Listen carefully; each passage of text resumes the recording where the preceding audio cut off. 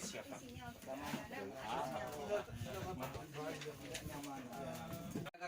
Tidak pernah. When I go to Jakarta.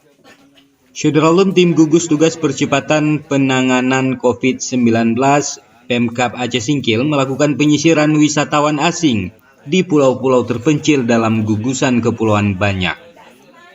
Saat tiba di ujung Lolok, tim menemukan kapal yacht berpenumpang 2 orang dan 6 warga asing di 2 cottage terpisah di kawasan itu. 4 orang merupakan wisatawan yang sedang berlibur, sementara 2 lagi merupakan pengelola cottage. Terhadap mereka, petugas medis memeriksa kondisi kesehatan serta riwayat perjalanannya, dan disimpulkan Syederalun mereka dalam kondisi baik.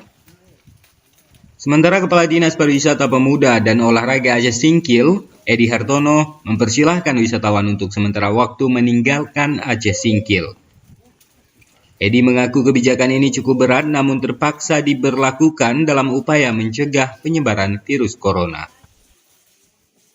Dari Singkil, Dede Rosadi, Serambi On TV.